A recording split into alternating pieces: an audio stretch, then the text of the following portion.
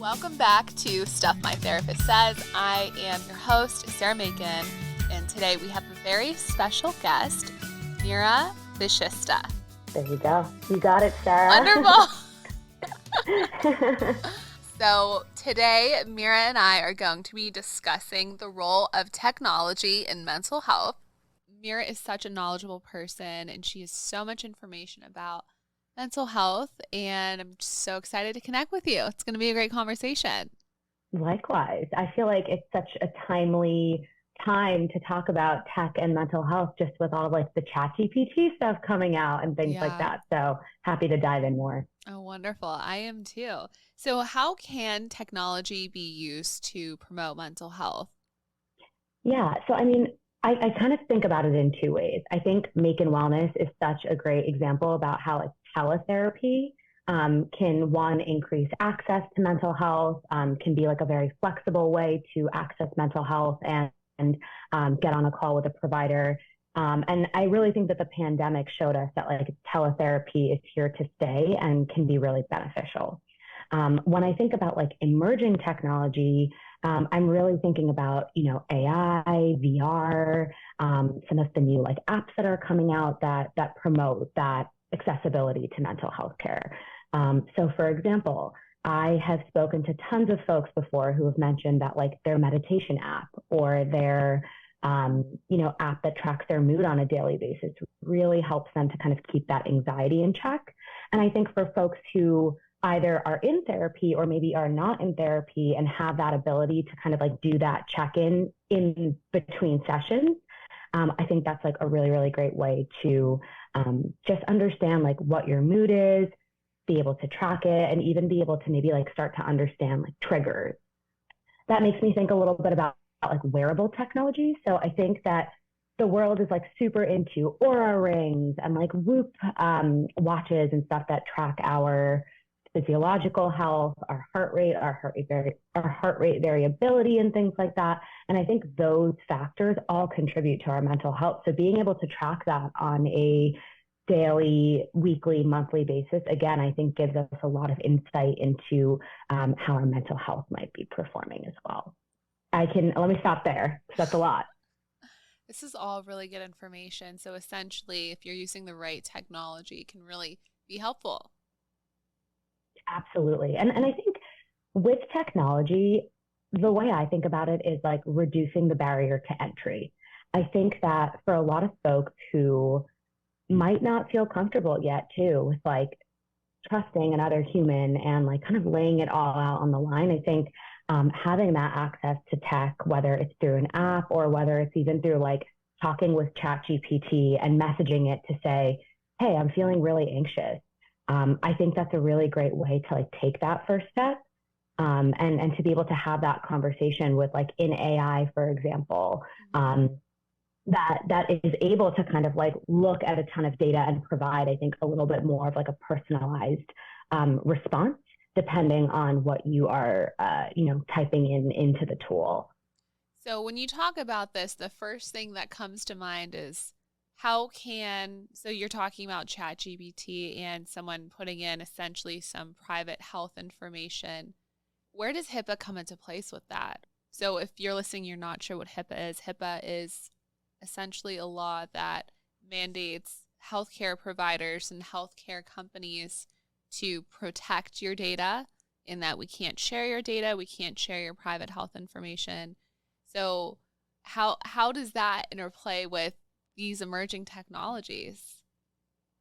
Yeah, I think that you bring up a really good point, Sarah. I think there's a lot of like ethical and social challenges that come with these emerging technologies.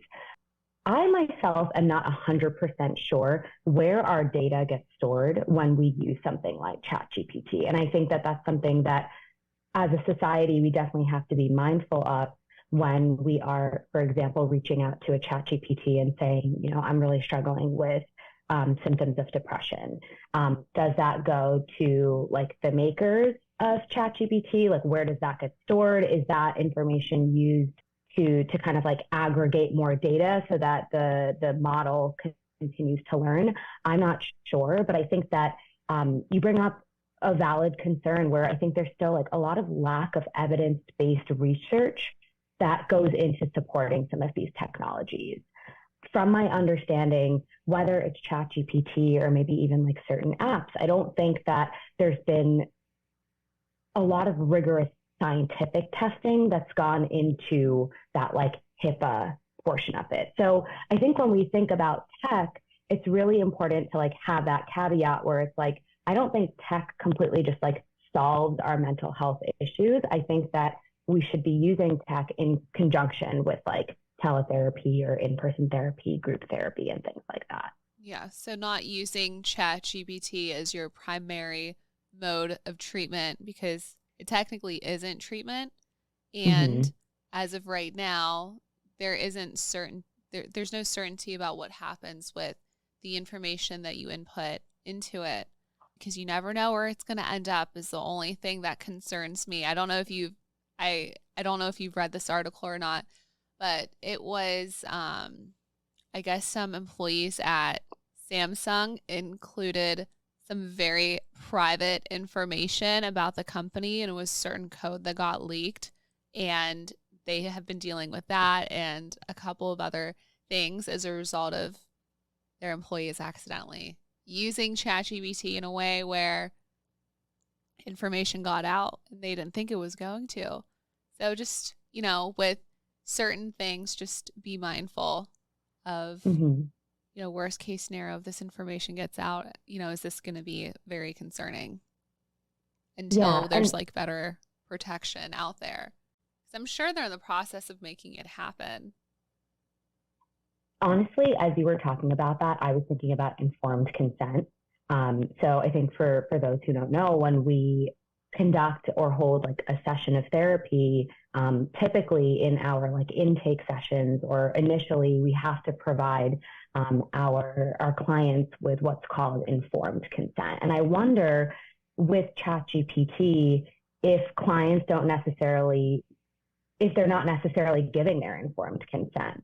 And then when you take it a step further, like that just makes me think a bit about like trust and privacy. With this like higher level of access comes, I think, higher level of surveillance. And so it's like, it just goes back to how that data is being used. And I think that that's very on brand with what you were just talking about with this article that you read. It's interesting stuff to consider. And I also wonder when you talk about informed consent, perhaps it's in their terms and conditions section of the website, but how many people are truly going to read that? I mean, I know I'm probably not. Like, I don't have time to like devote 6 hours to reading these legal terms that I don't really understand. And then I have to call our lawyers to ask what it means. Like, I'm not going to do that.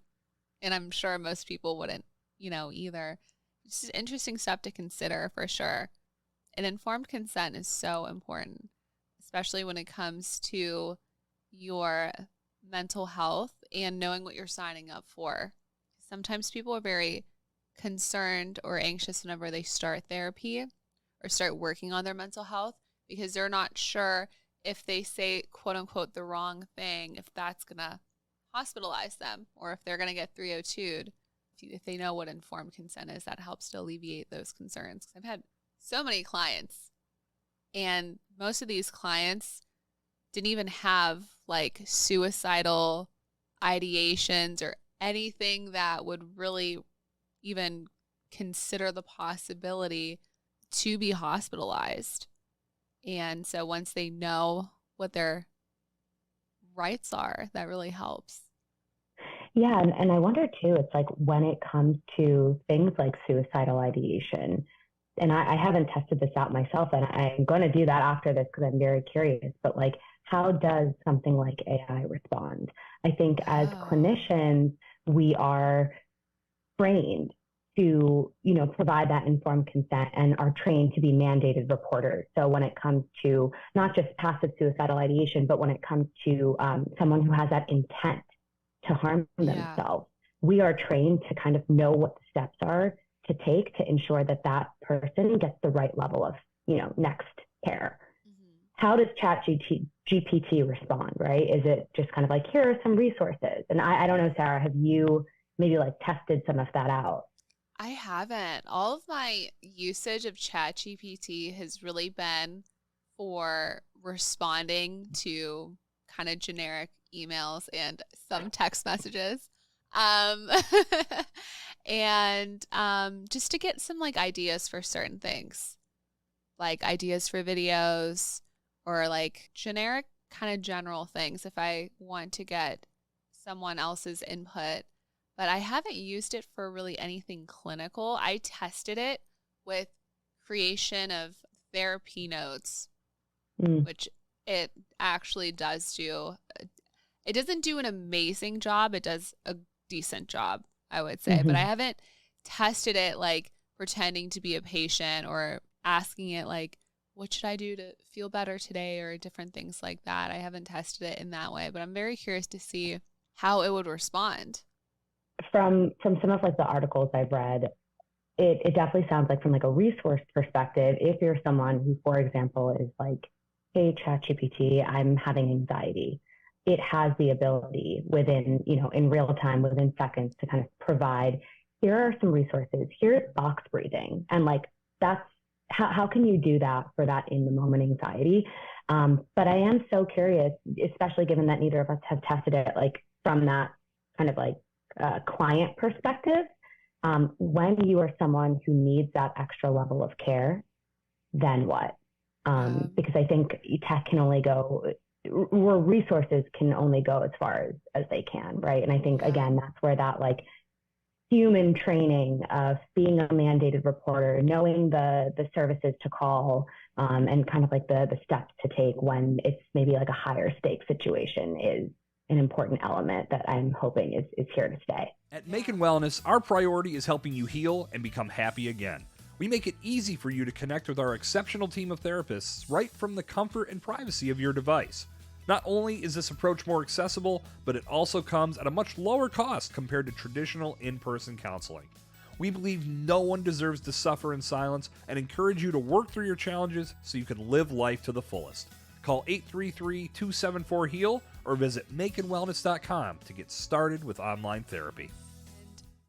Getting resources to a higher level of care is not necessarily easy, because I do notice a lot of like mental health facilities aren't actively promoting themselves or their company online, just because a lot of them are so booked and so busy that they don't really need to.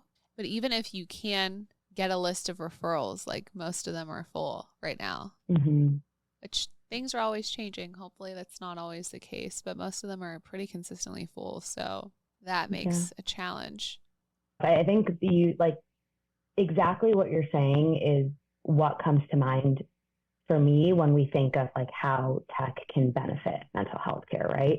A lot of the facilities are full. A lot of practices are kind of like up to the brim. And I've spoken to folks before who have said, I have been trying to find a therapist for months and haven't been able to because of just kind of how busy the system is. And so I think that's kind of where that technology piece comes in. It's not a solve, but it definitely increases that access, the flexibility. And I think there's like those elements of personalization there as well that can be really beneficial. Yeah. What other challenges do you potentially see with mental health technology? I think we touched upon a little bit of like the ethical and social challenges. So kind of just trying to understand like the privacy piece. I was reading, there was some research that showed that like some ethnic minorities and certain age groups are underrepresented in mental health data sets. So oftentimes when technologies are drawing on those data sets, that may exacerbate inequality in the type of mental health care that is being accessed via certain tech. And then again, just we touched upon it a little bit, but I think like that lack of evidence-based research when it comes to like emerging tech, it is, I think I kind of feel like the mental health industry is often like a little bit further behind everybody else. And so I think like now we are really diving into how we can use tech, not only for like clients and consumers, but like on the clinician side. So like, can you use it for treatment plans? Can you use it for therapy notes? But again, because I think oftentimes we're like not necessarily like on the cutting edge, but rather like catching up, I think that lack of just kind of like evidence-based research is starting, and hopefully will continue to grow as we start to integrate tech with this industry. We have a lot of support from the client side and not as much support from the clinician side. And that can be very helpful and actually indirectly supports patients, because if we can reduce a burden or make something easier for a clinician, I mean, that can really help a lot. And with ChatGPT, I haven't tried it for treatment planning yet, but now I know what I'm going to be doing whenever I go home today. Just curious to see how effective it is, if it is effective at all, or if it's something that would even like pass the standards that Mariah and our clinical team have set. What's next for mental health technology, Meera? I mean, I really just feel like AI is here to stay. I think that AI is going to revolutionize mental health care, both on the client side, but also on the clinician side. I think AI allows clinicians, for example, to provide more personalized treatment plans, to be able to create those notes faster. And then I think on the client side, I think AI, because it's in real time, because things like ChatGPT are conversational, I think it is a great way, either in between sessions or if you're someone who's like new to the therapy world, to have access in real time with resources that might be psychoeducational. There's lots of different apps and technologies that can be very supportive for you, or that can be supportive in addition to you being in counseling, and to take advantage of whatever resources can help you out the most. The last thing I wanted to touch upon, Sarah, is VR. So virtual reality therapy, I think, is a space that is being researched. And from my own research and understanding, I believe that VR has been really beneficial for folks who either have anxiety, maybe certain phobias, to be able to have that kind of like exposure therapy in a very controlled environment. So when thinking about what's like on the cutting edge and what's next for mental health tech, I felt like it was important to bring up VR therapy as well. Yeah, it can be super helpful, especially for people that are not ready to be directly exposed to whatever phobia they have. Absolutely. Wonderful. So this has been such a great conversation, Meera. Closing out, do you have any final words of wisdom for our audience? That's a great question. I mean, I think I'd just love to say, like, whether you're accessing therapy in person, through teletherapy, or just getting started with, like, your daily app, something like Headspace or Calm or whatever it might be, or if you're someone who's like a tech nerd and is using ChatGPT to kind of like test out a new form of therapy, I just want to say that, like, whatever your source is, seeking that mental health care is the first step. And I just kind of commend folks who go out there and do that hard work to talk to someone, to focus on their mental health and their physical health and emotional health. I think all of that kind of, works together. And so I really commend folks in whatever way they're doing it. Well, thanks so much, Meera. Likewise. It's great to chat, Sarah. Thank you so much.